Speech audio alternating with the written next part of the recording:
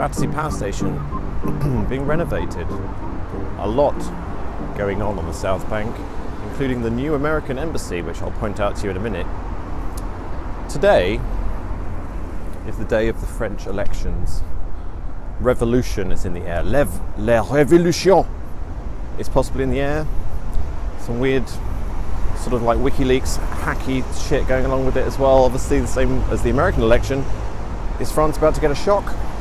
Well, I think the shock that France might get if Marine Le Pen actually gets elected is that they'll start to realise that actually Marine Le Pen is quite interested in the military-industrial complex. I'm pretty sure if she does get elected, she'll be really good friends with Donald Trump, and you know the new business model for high-tech military equipment is on the cards. So the other guy gets elected, it'll probably be the same. It'll have a different flavour, but still the military-industrial complex of France will continue, and they're really good friends with America actually either way, because they have a special contract actually to buy drones from America, as does Britain. So everyone buys their drones from America, everyone gets their technology from America, and it doesn't really matter what happens in European politics, they'll still carry on buying their drones from America, and we'll be able to see the American embassy, I guess,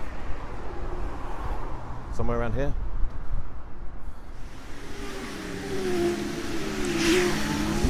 That's Chelsea Bridge. I'm going to go down to the House of Parliament today. I want to talk about something that's very, very political.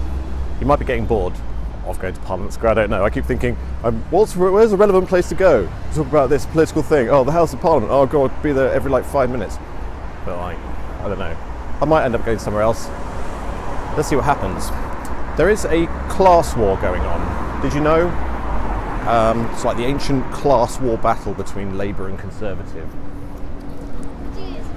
Except one crucial difference, the Conservatives actually have the Labour Party trying to elect them, or they have the Labour Party working as PR men to secure, or try and secure, a Conservative victory. What do I mean by that? I'll tell you later on, possibly when I'm near some ducks. It's actually turned into a very nice day. Unless you happen to be French, of course, in which case it might be a really bad day. I don't know. It's actually only 4:30 right now, so I think the French election doesn't get, they don't even get like a proper hint as a result until like 6 p.m. or something. So by the time you watch this, you'll probably know who won. I certainly don't know. And yeah, what was I talking about earlier? The Labour Party, well, let's start like this. The Conservative Party, they are under investigation for illegal electioneering, spending money on various campaigns that should not have been spent that way. It seems actually the only way you can actually get elected in any nation nowadays is to have some kind of secret financial backing from whomever or from whatever. You have to do illegal shit in order to be elected, which is probably what might catch Labour out, you know.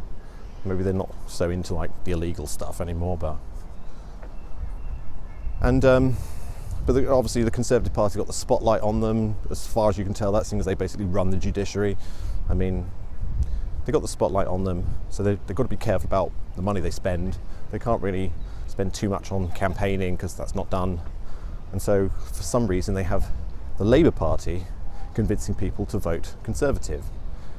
It's because like the Labour Party, almost for their very survival, have always had this weird policy of taxing what they term the rich, but is actually just people who earn up to £80,000, which could be any person who owns a small corner shop, or somebody runs a swimming pool. Or it's not like, those are not the wealthy people who earn 80 grand. They're people who just been, a lot of the time, have done lots of hard work and have been very successful in running a business.